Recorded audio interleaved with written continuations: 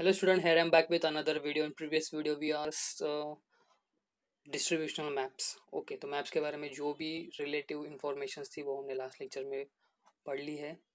I hope वो lecture आपको समझ में आया होगा। नेक्स्ट हम अभी सेकेंड चैप्टर हमारे यहाँ पर स्टार्ट करेंगे। Second chapter is what? Endogenetic movement. तो हमारे सेकेंड चैप्टर है एंडोजेनेटिक मूवमेंट्स। सो आपको ये चीज़ एक आपने नोटिस की होगी कि आप अगर न्यूज़ देखते होगे तो आपको पता चलता होगा कि कहाँ किस जगह पर फ्लड आता है। कहीं कहीं जगह पर आप देख सकते हो कि वॉल्केनिक इरप्शन होते हैं। ठीक है, कहाँ कहाँ पर आप देख सकते हो अर्थक्वेक आता है, कहाँ कहाँ पर डिजास्टर्स ऐसे एक्टिविटीज होते रहते हैं। ठीक है, तो आपने कभी सोचा है कि ये ऐसा क्यों होता होगा? ये वॉल्केनिक इरप्शन क्यों होता है या अर्थक्वेक क्यों होता है? इसके बारे में, इसके पीछे क्या रीज़न है, कभी आपने सोचा है? आपको ऐसे सारे बहुत सारे क्वेश्चंस आपको इससे पहले भी आए होंगे कि ये कैसा होता है, मतलब फ्लड क्यों आते हैं या अर्थक्वेक क्यों होता है, वोल्केनिक इरप्शन क्यों होता है, कैसे होता है। आप बहुत क्यूरियस हो गए इस चीज़ के बारे में। तो नाइन्थ स्टैंडर्ड में हमें ये सब चीज़ों के बारे में ही पढ़ना है। जो फिजिकल फीचर्स होते हैं ना अर्थ का, वो हमें नाइन्थ स्टैंडर्ड में पूरा पढ़ना है। ठीक है। सो जो भी स्ट्रोम्स हो गए, फ्लड्स हो गए, स्नोफॉल्स हो गए, हेवी रेनफॉल्स वगैरह हम कह सकते हैं, इस सब चीज़ों का और फिजिकल फीचर्स है हमारे अर्थ का, उससे क्या रिलेशन है, तो इस सब चीज़ों के बारे में हम यहाँ पर पढ़ना है। तो ये सब अर्थक्वेक आता है, रेनफॉल होता है, हेवी रेनफॉल होने के बाद फिर फ्लड्स आते हैं। तो इससे क्या होता है कि हमारे जो प्रॉपर्टी है उसका भी लॉस होता है एंड लॉस ऑफ लाइफ, मतलब बहुत सारे हमारे आदमी, हमारे जो पॉपुलेशन से बहुत सारा परसेंटेज वहाँ पर भी अफेक्ट होता है। ठीक है, जो कैटल्स होते हैं, हमारे बर्ड्स होते हैं, एनिमल्स होते हैं, वो सब भी यहाँ पर अफेक्ट करते हैं। सो हमें इस चैप्टर में वोल्केनो एंड अर्थक्वेक के बारे में पढ़ना है। सो उससे पहले आपको है ना, जो फिजिकल फीचर्स हैं उसके बारे में थोड़ा सा पढ़ना होगा। ये एंडोजेनेटिक मूवमेंट मतलब क्या है कि आपको इंटीरियर ऑफ अर्थ पढ़ना होगा। ठीक है, मीन्स वॉट, जो इंटरनल मूवमेंट्स होते हैं ना अर्थ में, उसके बारे में आपको पढ़ना होगा। अब स्क्रीन पर एक फोटो देख रहे होगे जहाँ पर क्या लिखा है, इंटीरियर ऑफ द अर्थ। ठीक है, वहाँ पर आप अगर टॉप से देखोगे तो वहाँ पर फर्स्ट में लिखा है क्रस्ट, फिर अपर मेंटल, फिर लोअर मेंटल, फिर आउटर कोर है और फिर इनर कोर है। ठीक है, जो हमारा अर्थ है ना वो नंबर ऑफ लेयर में डिवाइड हुआ है। तो फर्स्ट जो है ना टॉप मोस्ट होता है, उसे हम क्या कहते हैं, क्रस्ट कहते हैं। जो जहाँ पर हम बिल्डिंग्स वगैरह देखते हैं, जहाँ पर हम खड़े हैं ना, वो सब 5 to 50 किलोमीटर जो थिक लेयर है पूरी, उसे हम क्या कहते हैं, क्रस्ट कहते हैं। उसके नीचे फिर आता है अपर मेंटल, लोअर मेंटल, तो नेक्स्ट पार्ट आता है मेंटल्स का, और उसके नेक्स्ट पार्ट जो आता है वो है कोर का। ठीक है, तो ये आपने डायग्राम देख ली। अभी हम डायरेक्टली मूव करेंगे हमारे थ्योरेटिकल पार्ट के ऊपर। ये जो एक्टिविटी आपको यहाँ पर दिखाई गई है पेज नंबर 9 और पेज नंबर 10 पर, ये आपको खुद से परफॉर्म करना है और आपको ऑब्जर्वेशन करना है। ठीक है, कि वहाँ सर आपको कौन कौन से नए नए चीज़ वहाँ पर आपको दिखने को मिले। यहाँ से हम अभी स्टार्ट करेंगे। Earthquakes and volcano occurs because of the instability in the interior of the earth. This instability is created due to the movements occurring in the earth's interior. ठीक है, तो अर्थक्वेक और वोल्केनो के बेसिक रीजन तो हमें यहाँ पर पता चल रहा है कि ये सब है ना, instability of interior of earth कहाँ है, मतलब जो इंटीरियर ऑफ अर्थ है, हमने अभी अभी जो क्रॉस सेक्शन देखा था एक फोटो, तो उसमें जो नंबर ऑफ लेयर्स है ना, तो उसमें इंस्टेबिलिटी आती है। तो उसी के वजह से क्या होता है, अर्थक्वेक एंड वोल्केनोस का फॉर्मेशन होता है, या फिर अर्थक्वेक एंड वोल्केनोस क्या होते हैं, फॉर्म होते हैं। This instability is created due to the movements occurring in the interior of the earth. तो ये इंस्टेबिलिटी क्यों होते हैं, इतना तो पता चला है कि अर्थक्वेक एंड वोल्केनोस इंस्टेबिलिटी होती है अर्थ के इंटीरियर में, तो होते हैं। तो इंस्टेबिलिटी क्यों होती है, क्योंकि जो लेयर्स हमने अभी अभी देखे थे उनके क्या होते हैं, मूवमेंट्स होती है। ठीक है, तो लेयर्स की मूवमेंट्स होती है हॉरिजॉन्टल डायरेक्शन, वर्टिकल डायरेक्शन में। ठीक है, आगे कभी पीछे, ऐसे बहुत सारे वेरियस डायरेक्शंस में उसकी मूवमेंट्स होती है, इसीलिए वो क्या होता है, इंस्टेबिलिटी आती है। Generally the movements in the earth interior occur in the upper layer of the mental. तो हमने अभी अभी देखा था कि क्रस्ट के नीचे वाला जो पार्ट है वो है अपर मेंटल, और अपर मेंटल के नीचे जो पार्ट आता है वो आता है लोअर मेंटल। जो ये मूवमेंट्स होते हैं ना अर्थ के इंटीरियर में, वो कौन से लेयर्स में होते हैं, तो आपको पता चल गया होगा कि अपर लेयर में। इंपॉर्टेंट है, इसको अंडरलाइन करना, अपर लेयर। और यहाँ पर आपको इंस्टेबिलिटी इन द इंटीरियर और अर्थ, और ये पूरा लाइन आपको यहाँ पर अंडरलाइन करना है। इम्पोर्टेंट है इसीलिए। नेक्स्ट, तो ये जो इंटीरियर ऑफ अर्थ में जो ये लेयर्स होते हैं, तो उसमें क्या होता है मालूम है, tremendous energy is release by radio active material in the mental. तो हमने देखा कि मेंटल का जो अपर लेयर है उसमें इंस्टेबिलिटी आती है, ठीक है।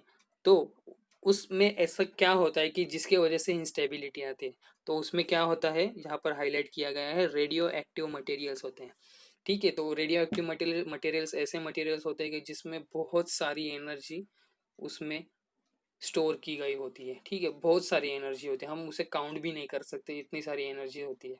तो वो एनर्जी क्या करती है, एनर्जी रिलीज होने के लिए ट्राई करती है। तो इसी की वजह से क्या होता है, इंस्टेबिलिटी आती है। और इंस्टेबिलिटी आने से क्या होता है, अर्थ के जो लेयर्स हमने देखे थे, तो वो लेयर्स मूव करने के लिए स्टार्ट हो जाते हैं, और मूव करने के बाद क्या होता है, अर्थक्वेक और वोल्केनिक जैसे डिजास्टरस एक्टिविटीज हम देख सकते हैं। नेक्स्ट हम यहाँ पर पढ़ेंगे, this energy waves travel from one place to the another place.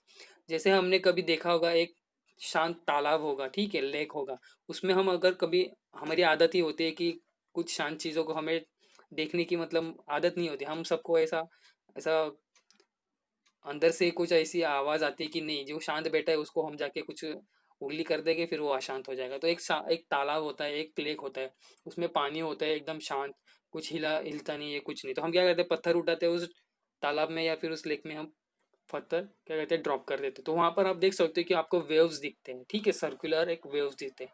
तो वो वेव्स ही जैसे आपको दिखते हैं, वैसे ही ये जो एनर्जी होती है ना, ये एनर्जी क्या होती है, travel from one place to the another. तो आपने देखा, आपने जहाँ पर वो स्टोन ड्रॉप किया था वहां से वो वेव स्टार्ट होती है, और जो लेक का जो एज होता है या फिर किनारा कहते हैं, वहां तक वो आ जाती है, ठीक है। तो वो वन प्लेस से अनदर प्लेस उसने ट्रैवल किया। नेक्स्ट पढ़ेंगे, due to such flow of energy instability is cause in the mantle. जैसे हमने लेक का एग्जांपल लिया, सेम वैसे ही एनर्जी और जो वेव्स होती है, वैसी क्या होती है हमारे इंटीरियर ऑफ अर्थ में, वैसे ही वेव वैसा फॉर्म होता है। तो इसी के वजह से क्या होते हैं, इंस्टेबिलिटी होती है, ठीक है। किसकी वजह से, फ्लो ऑफ एनर्जी। जब तक एनर्जी का फ्लो नहीं होगा तब तक इंस्टेबिलिटी नहीं होगी। जहाँ जब फ्लो ऑफ एनर्जी स्टार्ट हो जाएगा तब इंस्टेबिलिटी स्टार्ट हो जाएगी, ठीक है। ये चीज़ आपको याद रखना है। Next, to movements, sorry, the movements are classified on the basis of the velocity, direction and the landforms they produce, ठीक है। तो इस मूवमेंट्स को हम किन तीन टाइप से हम यहाँ पर डिवाइड कर सकते हैं या फिर क्लासिफाइड कर सकते हैं। एक है वेलोसिटी, दूसरा डायरेक्शन, और नेक्स्ट वन है लैंडफॉर्म। तो यहाँ पर आपको एक चार्ट दिया गया है, तो इसको आपको ठीक से पढ़ना है। फर्स्ट में आपको वेलोसिटी दिया गया है, सेकेंड में डायरेक्शन, और थर्ड में आपको लैंडफॉर्म दिया है। सो वेलोसिटी से क्या क्या मूवमेंट्स होते हैं, स्लो मूवमेंट होते हैं और सडन मूवमेंट्स होते हैं। क्या क्या मूवमेंट्स होते हैं वेलोसिटी के, दो टाइप से, एक स्लो मूवमेंट है और एक सडन मूवमेंट। तो स्लो मूवमेंट क्या होता है, like formation of mountain and continents, ठीक है। जो माउंटेन का फॉर्मेशन होता है, जो हम देखते हैं ना कि माउंटेन्स फॉर्म होते हैं, तो आपको एक मैं फैक्ट बता देता हूँ इंटरेस्टिंग। जो हमारा माउंट एवरेस्ट है, ठीक है, जो highest peak of the world है, ठीक है, वर्ल्ड का सबसे हाईएस्ट पीक कौन सा है, तो माउंट एवरेस्ट माउंटेन है। तो वो है ना, हर साल एक एक सेंटीमीटर से उसकी हाइट इंक्रीज होती है। क्या कह रहा हूँ मैंने, हर साल एक एक सेंटीमीटर उसकी हाइट इंक्रीज होती है। तो वो क्यों होती है, स्लो मूवमेंट की वजह से होती है। हर साल 1 सेंटीमीटर, मतलब 365 डे में 1 सेंटीमीटर वो उसकी हाइट इंक्रीज होती है। तो वो स्लो मूवमेंट है, ठीक है। वैसे ही एक सडन मूवमेंट होती है, वो क्या होते हैं, अर्थक्विक और वोल्केनोज होता है, ठीक है। जो सडन मूवमेंट्स हम किस में कह सकते हैं, अर्थक्विक्स जो आते हैं या फिर वोल्केनो। देखा, आपने देखा होगा कि हम देखते ही देखे बिल्डिंग पूरी की पूरी नीचे गिर जाती है, ठीक है। बहुत सारे हमने ऐसे वीडियोस देखे होंगे अर्थक्विक के, तो कितने फ्रैक्शन ऑफ सेकेंड्स का काम होता है। तो फ्रैक्शन ऑफ सेकेंड्स में क्या होता है, अर्थक्विक और वोल्केनो का इरप्शन। वोल्केनो का भी हमने वेरियस वीडियोस देखे होंगे डिस्कवरी चैनल पर वगैरह या फिर नेशनल ज्योग्राफी पर, कि कुछ ही सेकंड में वो मतलब माउंटेन होता है, उसके सेंटर में से लावा बाहर पड़ता है, ठीक है, उसको मैग्मा कहते हैं। सो एकदम फ्रैक्शन ऑफ सेकेंड्स का काम होता है वो। तो वो हो जाएगा सडन मूवमेंट्स, और मैंने स्लो मूवमेंट्स का भी आपको एक एग्जांपल दे दिया माउंट एवरेस्ट का। नेक्स्ट हम बढ़ेंगे डायरेक्शन की तरफ। तो डायरेक्शन में आपको दो चीज यहाँ पर है, हॉरिजॉन्टल मूवमेंट होगा और एक अपवर्ड डाउनवर्ड मूवमेंट होगा। तो अपवर्ड डाउनवर्ड मूवमेंट को हम वर्टिकल मूवमेंट कह सकते हैं। तो हॉरिजॉन्टल मूवमेंट और वर्टिकल मूवमेंट है, लेकिन वर्टिकल मूवमेंट में हमें दो है, एक अपवर्ड साइड में होगा और एक डाउनवर्ड साइड में होगा, ठीक है। तो वो जो डायरेक्शन होगा वो कैसा होगा, एक तो अपवर्ड जाएगा या फिर डाउनवर्ड जाएगा, और सेकेंड है वो है, अब मीन्स फर्स्ट है वो है हॉरिजॉन्टल। नेक्स्ट है वहाँ पर हमें कुछ लैंडफॉर्म्स देखने को मिलते हैं। तो लैंडफॉर्म के बारे में डिटेल से स्टडी इस चैप्टर में हमें करना है। तो ये हमारा स्टार मार्क है, ठीक है, ये हमारा इंपॉर्टेंट पॉइंट है। जो है कॉन्टिनेंट बिल्डिंग होती है और एक माउंटेन बिल्डिंग होती है, ठीक है।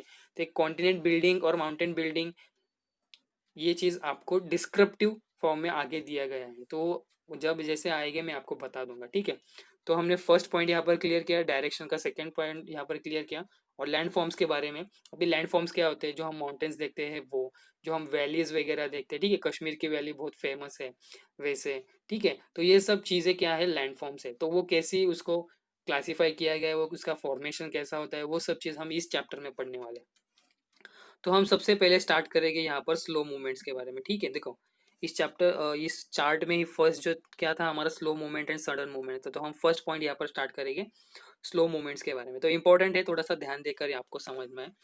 The effect of slow movement can be seen in the form of formation of mountain and continents on the earth crust. This can be explain as follow. तो slow movement मैंने आपको example दिया का mount Everest का, तो वो उन्होंने भी यहाँ पर क्या किया, क्या कहा है, फॉर्मेशन ऑफ माउंटेन, ठीक है। हम स्लो मूवमेंट्स कहाँ पर देख सकते हैं, माउंटेन्स में देख सकते हैं। जो माउंटेन्स का फॉर्मेशन होता है वो किसके वजह से होता है, स्लो मूवमेंट्स के वजह से। अगर आपको किसी ने क्वेश्चन किया कि ये माउंटेन है, ये माउंटेन का फॉर्मेशन किस मूवमेंट से वजह से हुआ है, तो आपको वहां पर आंसर देना है स्लो मूवमेंट की वजह से हुआ है, ठीक है, एकदम स्लो होता है इसीलिए। दूसरी यहाँ पर आपको फैक्टर है वो continents of the earth crust. तो अर्थ क्रस्ट के भी बहुत सारे कॉन्टिनेंट्स है, ठीक है। तो हम कहते हैं ना, बहुत सारे कॉन्टिनेंट्स के एग्जांपल्स है। जो एक कॉन्टिनेंटल ड्रिफ्ट थेरी करके एक बहुत बड़ा एक मतलब जिस हम जो देखते हैं अभी इंडिया ऑस्ट्रेलिया वगैरह वगैरह, ये सब चीज़ें, अमेरिका, ये हर एक चीज़ अलग अलग दिखती है। लेकिन वो क्यों अलग अलग दिखते हैं, इंडिया इंडिया देखो, रशिया, अफ्रीका, ठीक है, ऑस्ट्रेलिया है, America, south America, north America, Antarctica है, आर्टिक है।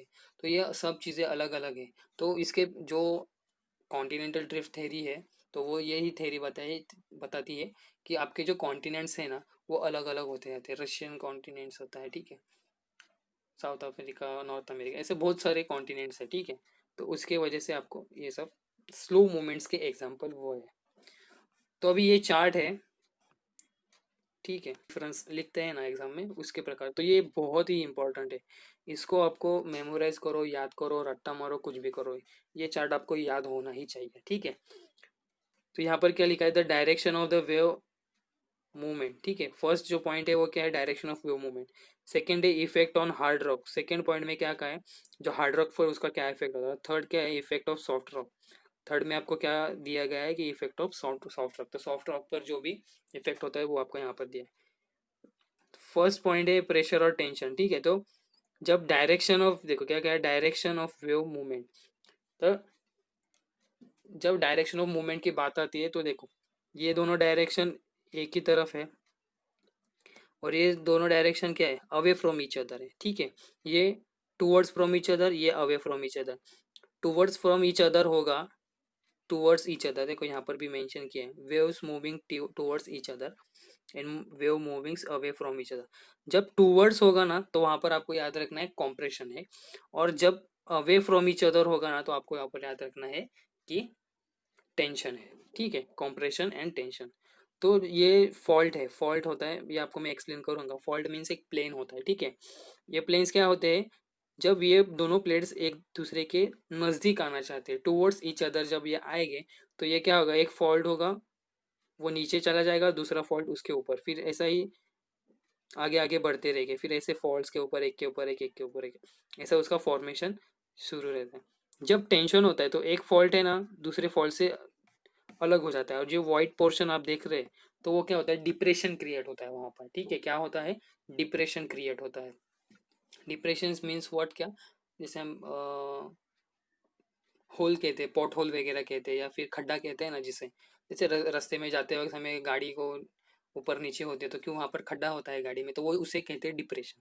तो वो मैंने एक जस्ट एग्जांपल दिया आपको। नेक्स्ट है आपको यहाँ पर effect of soft rock. Soft rock पर क्या इफेक्ट होता है, एक तो उसका फोल्डिंग होता है या फिर फॉल्ट प्लेन्स होते हैं, ठीक है। तो इस चार्ट को आप याद रखो, फिलहाल के लिए मेमोराइज करो इसको। हम नेक्स्ट जो रिस्पेक्टिव कॉन्सिक्यूटिव टॉपिक्स हो गए, उसमें हम इसको डिस्कस करेंगे। यहाँ पर एक एक्टिविटी दी गई है तो वो आपको खुद से करना है।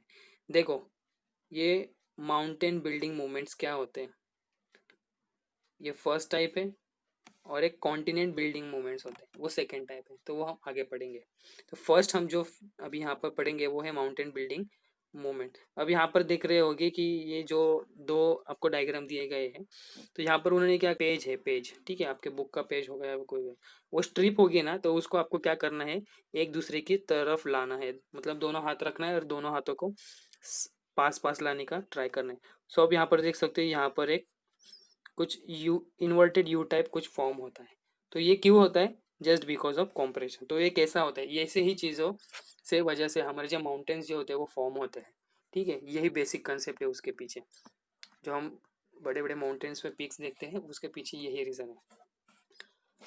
सो एक्टिविटी 1 में क्या कहा था, the strip was move by placing hands on both hand, ठीक है, दोनों एंड पर आपको वो हाथ रखना है और आपको मूव करना है टूवर्ड्स ईच अदर करना है। The work perform on the strip at the time is called as a compression, ठीक है। मैंने क्या कहा था, दोनों को एक तरफ, मतलब दो हाथ है वो स्ट्रिप पर रखे हुए हैं और दोनों हाथ को आपके नजदीक लाना है, दोनों हाथों को। तो वो जो होगा वो क्या, उसे हम क्या कहते हैं, कॉम्प्रेशन, ठीक है। तो टूवर्ड्स ईच अदर ला रहे होते हैं ना हम, दोनों हाथ को हम नजदीक लाते हैं, हम दोनों हाथ को एक दूसरे से दूर नहीं लेके जा रहे, हम उन दोनों को नजदीक ला रहे हैं, तो उसे क्या कहेंगे, कॉम्प्रेशन। नेक्स्ट पढ़ेंगे pressure. Pressure was given on the centre of the strip from both side. तो इससे क्या होता है कि दोनों हाथ हम अगर नजदीक लाते होंगे तो स्ट्रिप के जो सेंटर पार्ट है ना, उस सेंटर पार्ट में क्या होता है, प्रेशर क्रिएट होता है, ठीक है। तो एज अ रिजल्ट, तो रिजल्ट क्या होता है, the strip move and fold are form. तो इसी से क्या होता है, फोल्ड का फॉर्मेशन होता है। प्रेशर देखो हमने क्या किया, दोनों हाथों को नजदीक लाया, तो नजदीक लाने पर क्या हो गया, जो सेंटर पार्ट था वहां पर प्रेशर क्रिएट हुआ, और इसी प्रेशर की वजह से वो स्ट्रिप में क्या हो गया, स्ट्रिप मूव करने के बाद फोल्ड्स आर फॉर्म, यहाँ पर ही फोल्ड्स तैयार हो जाते हैं। Similarly due to pressure on earth crust movements are generated and folds are form. Similarly यही चीज होती है कि अर्थ के क्रस्ट में भी यही चीज होती है कि मूवमेंट होते हैं, मूवमेंट होने के बाद फिर क्या होता है, प्रेशर क्रिएट होता है, प्रेशर जनरेट होने के बाद फिर क्या होता है, फोल्ड्स फॉर्म होते हैं। तो वो फोल्ड्स कैसे दिखते हैं, देखो यहाँ पर एक एग्जांपल बताया गया है, ये क्या है, फोल्डेड पार्ट ऑफ माउंटेन यहाँ पर क्या है, ठीक है। तो आप यहाँ पर देख सकते हो ना, देखो लाइक दिस, ये पोर्शन पर आपको थोड़ा सा कंसंट्रेट करना है। तो ये फोल्ड है, एक फोल्ड उस दूसरे के ऊपर, यहाँ पर भी फोल्ड्स दिख रहे हैं, यहाँ पर भी आप फोल्ड्स दिख रहे होंगे, ठीक है, यहाँ पर फोल्ड है। तो ये फोल्ड्स है, इसके लेयर्स है, और ये लेयर्स एक दूसरे के ऊपर ऐसे फोल्ड टाइप अटैच हो चुके हैं, तो इसे कहते हैं फोल्ड। तो हमारे माउंटेन्स भी इसी प्रकार कुछ फॉर्म होते हैं। तो फोल्ड माउंटेन्स के बारे में हम पढ़ेंगे। Energy is transferred from one interior, from the interior of the अर्थ। ये तो हमने फर्स्ट पैरा से ही पढ़ा है कि इंटीरियर ऑफ अर्थ से ही क्या होता है, रेडियो एक्टिव मटेरियल्स होते हैं, तो उसमें ट्रेमेंडस एनर्जी होती है, उस एनर्जी के वजह से ही क्या होते हैं, एनर्जी के वेव्स फॉर्म होते हैं, ठीक है। तो वही यहाँ पर बताया गया है कि energy is transferred from interior of the earth because of this energy waves and pressure working towards each other and in horizontal direction, the layer of a soft rock form folds, ठीक है। हमने अभी activity में वही क्या क्या पढ़ा था कि एनर्जी वेव्स है, प्रेशर है, और प्रेशर क्या, वर्किंग टूवर्ड्स ईच अदर है हॉरिजॉन्टल डायरेक्शंस में, the layer in the soft rock are form. हमने यही पढ़ा था अभी स्ट्रिप के बारे में, दोनों हाथ को, जो दोनों हाथ थे हमने उसको क्या किया, एक दूसरे के नज़दीक लाया, फिर क्या हो गया, एनर्जी क्रिएट हुई, बीच में प्रेशर आया, तो प्रेशर आने के बाद फोल्ड हुआ। वही सेम कंसेप्ट यहाँ पर भी लागू होते हैं हमारे, लेकिन यहाँ पर क्या है, सॉफ्ट रॉक होना चाहिए, अगर हार्ड रॉक होगा तो फिर वो फॉर्मेशन नहीं होगा। वहाँ पर क्या चाहिए, यहाँ पर मोस्ट अंडरलाइन वर्ड है सॉफ्ट रॉक। आगे पढ़ेंगे, if the pressure is very high, large scale folds are form and their complexity increased. यहाँ पर क्या क्या, लार्ज स्केल फोल्ड्स का है, लार्ज स्केल में अगर हमें फोल्ड वहां पर दिख रहे होंगे, इसका मतलब क्या होगा, जो प्रेशर होगा वो हाई होगा, ठीक है, मतलब जो कॉम्प्रेशन था ना, उसका जो इंटेंसिटी था वो भी हाई होगा, तभी ही हमें लार्ज स्केल फोल्ड्स वहां पर दिखेंगे। और कॉम्प्लेक्सिटी इंक्रीज, कॉम्प्लेक्सिटी का मीनिंग आपको पता है कि, ठीक है, मतलब खिचड़ी होती है, गिचमिड़ होता है, ठीक है, तो बहुत कॉम्प्लेक्स नेचर हो जाता है वहां पर। आगे पढ़ेंगे, as a result the surface of the earth gets uplifted and fall mountains are form. ठीक है। तो इसके वजह से क्या होता है, कॉम्प्लेक्सिटी इंक्रीज होती है, प्रेशर बढ़ते ही रहता है, प्रेशर बढ़ते रहता है, कॉम्प्लेक्सिटी इंक्रीज होती रहती है। फिर जो पार्ट होता है अर्थ क्रस्ट का, वो अपवर्ड डायरेक्शन में लिफ्ट होना चालू कर देता है। नीचे तो नहीं जा सकता है क्योंकि नीचे जमीन ऑलरेडी है, मतलब अर्थ नीचे है। ऊपर क्या है, फोल्ड्स, मतलब आप हम कौन सा लेयर देख रहे हैं, अपर मेंटल देख रहे हैं, ठीक है, ऊपर वाला पार्ट देख रहे हैं। सो वो जो माउंटेन्स जो फोल्ड्स हो गए वो अपवर्ड डायरेक्शन में मूव होने के लिए स्टार्ट कर देंगे। अभी यहाँ पर हम एग्जांपल देखें, the Himalayas, Aravallis, the Rockies, Andes, Alps are the major fold mountains of the world. तो आपको अगर क्वेश्चन आ गया फोल्ड माउंटेन्स के बारे में लिखने, तो आपको ये कंप्रेशन वाला ये थ्योरी पूरा लिखना है। उसके बाद आपको ये मस्ट आपको यहाँ पर मेंशन करना ही करना है, ये example Himalayans, Aravalli, Rockies, Andes and Alps, ठीक है। इस एग्जांपल को आपको वहाँ पर 101% मेंशन करना है। नेक्स्ट आप एक वहाँ पर एक कर सकते हो कि आपको ये एक डायग्राम जो है, ये डायग्राम आपको वहाँ पर ड्रॉ करनी है फोल्डिंग की, सो that you can increase your marks. Okay, देखो यहाँ पर क्या है, ये लेयर से वो नज़दीक आ रहे हैं और फिर ये अपवर्ड डायरेक्शन में देखो मूव कर रहे हैं, ठीक है। लेयर्स कहाँ पर है, इसका लेयर कहाँ है, यहाँ पर, और यहाँ पर देखो ऊपर निकल गया है, यही लेयर ऊपर जा रहा है, ठीक है। वैसे ही होता है। तो इस डायग्राम को आपको ड्रॉ करना है, ये कॉम्प्रेशन यहाँ पर लिखना है, यहाँ पर आप फोर्स करके यहाँ पर लिख सकते हैं, यहाँ पर अपवर्ड डायरेक्शन भी लिख सकते हैं, आपको जितना मेंशन कर सकते हैं आप कर सकते हैं। तो यहाँ पर हमने पढ़ लिया कि फोल्ड माउंटेन्स क्या होते हैं, ठीक है, उसके एग्जांपल्स भी देख लिए। अभी हम है ना, देखो यहाँ पर एक ये बी जो हमने ये पिक्चर देख लिया था, और ये सेकंड पिक्चर है हिमालय का है, ठीक है। हमारा जो कश्मीर वाला पार्ट है ना वो ये है चाइना है, और ये इंडिया है नीचे वाला, ठीक है। तो यहाँ पर जो दिख रहा है आपको ये पार्ट, ये है हमारा हिमालयन रेंज। तो हिमालयन रेंज क्यों फॉर्म हुआ है, क्योंकि ये तिब्बतियन प्लेट्यू है और ये इंडियन प्लेट्यू है ना, ये दोनों एक तरफ आ रहे हैं, मतलब दोनों एक दूसरे की तरफ आ रहे हैं। तो यहाँ पर फोल्ड माउंटेन्स का एग्जाम्पल हम देख रहे हैं। नेक्स्ट हमें करना है, नेक्स्ट एक्टिविटी है यहाँ पर, जैसे हमने वो टूवर्ड्स ईच अदर जो स्ट्रिप था, दोनों हाथ हमने एक दूसरे के नज़दीक लाए थे, अभी वही करना है हमें यहाँ पर टेंशन के लिए करना है। तो हम क्या करेंगे, दोनों को अवे फ्रॉम ईच कर, तो हमको वो हाथ है वो हमें एक दूसरे से दूर लेकर जाना है। तो दूर लेने कर जाने के बाद क्या होगा, देखो यहाँ पर बीच में वो जो स्ट्रिप था कागज़ का वो फट गया है, ठीक है। यहाँ पर उसका दो अलग अलग टुकड़े हो गए हैं। तो इसी कंसेप्ट को लेकर हम ब्लॉक माउंटेन्स भी पढ़ेंगे, ठीक है। तो एक्टिविटी 2 में क्या है, tension is created when you pull both the ends away from each other, ठीक है। हम दोनों को एक अवे फ्रॉम ईच अदर अगर पुल करेंगे तो टेंशन क्रिएट होता है। Similarly when mountains occur in opposite direction each other, tension is created and falls are form in the earth crust. वैसे ही क्या होता है, माउंटेन्स में भी जो दोनों प्लेट्यू होते हैं, वह दोनों प्लेट्यू अगर एक दूसरे से अलग अलग होते जाएंगे तो वहाँ पर टेंशन क्रिएट होगा, और उस टेंशन से क्या हो जाएगा, फॉल्ट्स क्रिएट होते हैं। आपको एक चीज़ यहाँ पर याद रखना है, कॉम्प्रेशन से फोल्ड माउंटेन्स होते हैं और टेंशन से फॉल्ट होते हैं। तो फॉल्ट में आपको दो टाइप के माउंटेन्स है। फर्स्ट हम पढ़ेंगे यहाँ पर ब्लॉक माउंटेन्स, ठीक है। ब्लॉक माउंटेन्स तो नाम से पता चल रहा है कि एक ब्लॉक होगा, तो जो भी माउंटेन ब्लॉक की फॉर्म में आपको दिखेगा तो उसे हम क्या कह सकते हैं, block mountains. Because of the internal movement, because of the internal movement, देखो इंटरनल मूवमेंट का है, horizontal waves moving away from each other are form, ठीक है। तो बिकॉज ऑफ क्या कहा है, internal movements, horizontal waves moving away from each other are form. तो इंटरनल मूवमेंट में क्या होता है, अगर हॉरिजॉन्टल वेव्स एक दूसरे से दूर जाते होंगे तभी क्या हो जाएगा, फॉल्ट्स क्रिएट होते हैं, मीन्स ब्लॉक माउंटेन का फॉर्मेशन होता है। This cause tension in the layer of the rock. अगर दोनों एक दूसरे से दूर चले जाएंगे तो क्या हो जाएगा, टेंशन लेयर क्रिएट हो जाएगा। This lead to the formation of fracture in the fault. सीधी सीधी बातें हमने देखा था पेपर के एग्जाम्पल में, पेपर बीच में से फट गया तो वहाँ पर क्या हो गया, क्रैक्स आ गए थे। तो वही यहाँ पर भी होते हैं कि क्रैक्स का फॉर्मेशन होता है। These are known as a fault. तो इसे ही हम क्या कहते हैं, फॉल्ट कहते हैं। कि वहाँ पर अगर क्रैक आ जाएगा, अगर हम अर्थ के बारे में उसको रेफर करेंगे तो वहाँ पर अगर क्रैक आ जाएगा तो हम उसे क्या कहेंगे, फॉल्ट कहेंगे। Similarly waves coming toward each other in the hard rock, similarly waves coming toward the each other in hard rocks also form fault due to compression, ठीक है। उन्होंने क्या कहा है, waves coming toward each other in hard rocks, देखो soft rock और hard rock में कुछ तो फर्क है।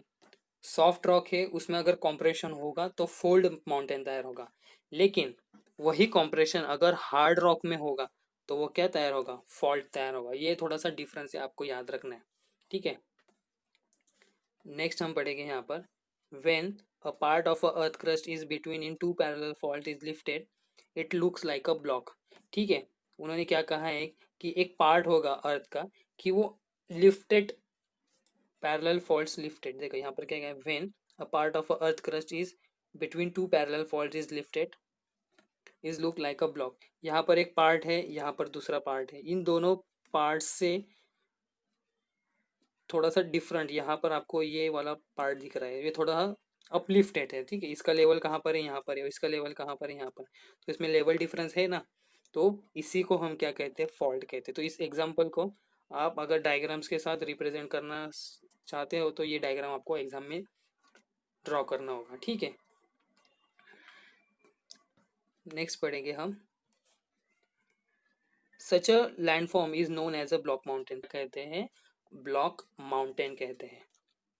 The hill top of block mountain are flat, तो जो हिल टॉप होता है, जो हिल होता है उसका जो टॉप पार्ट होता है वो क्या होता है, फ्लैट होता है। In early stage they do not have any peaks, ठीक है। तो शुरुआती की जो स्टेज होती है जब ब्लॉक माउंटेन फॉर्म होते हैं तभी वहां पर कोई पीक नहीं होता है। देयर स्लोप्स आर स्टीप, ठीक है। जो स्लोप कैसा होता है, स्टीप होता है, एक होता है जेंटल स्लोप होता है, एक स्टीप स्लोप होता है। तो स्टीप स्लोप का एग्जांपल आपको देखना होगा, तो यहाँ पर अगर आप यहाँ पर कहाँ, इस एज पर कहाँ पर भी खड़े हो और यहाँ से आप आगे जाओगे तो आप डायरेक्ट नीचे फॉल डाउन हो जाएंगे, ठीक है। अब यहाँ से डायरेक्ट नीचे गिर जाओगे। तो यहाँ पर हम देख सकते हैं कि ये जो पार्ट है ना इसे हम स्टीप स्लोप कहते हैं, और ये जो पार्ट है ऊपर वाला, यहाँ पर अगर खड़े हो गए और आगे बढ़ोगे आप तो आप थोड़ा थोड़ा थोड़ा करके आप नीचे आ जाओगे, तो ये हो जाएगा जेंटल स्लोप और ये हो जाएगा स्टीप स्लोप, ठीक है। तो यहाँ पर आपको समझ में आ रहा है।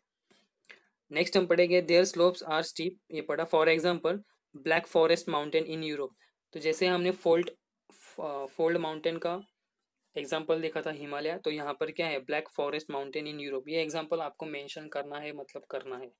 नेक्स्ट आपको example they Meghalaya plateau in India, तो इंडिया में मेघालय कहाँ पर है, हमारे ईस्ट साइड पर मेघालय है। तो वहाँ पर भी जो प्लेट्यू है उसे हम क्या कह सकते हैं, एग्जांपल उसका ब्लॉक माउंटेन का एग्जांपल, ठीक है।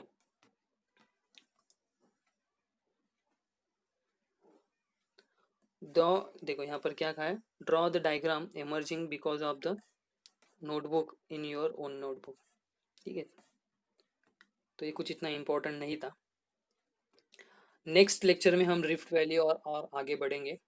सो आई होप आपको कि आज का लेक्चर समझ में आया होगा। आप 2 बार 3 बार चैप्टर को रीड करो, ऐसी कोई चीज़ नहीं है कि आपको इसमें समझ में नहीं आई होगी। आप इस वीडियो को भी 2 3 बार रिपीट करो, so that you can clear all your concepts और clear all your doubts. So next lecture में हम और आगे बढ़ेंगे, ट्राई करेंगे, मैक्सिमम पार्ट हम कवर करेंगे। सो इस चैप्टर को हम यहीं पर ख़त्म करते हैं। आई होप कि आपको लेक्चर पसंद आया होगा। And if you think that this video makes sense to you, please like the video and share with your friends. Okay, thank you very much for this discussion. This is Akshay Thorat signing off. Thank you.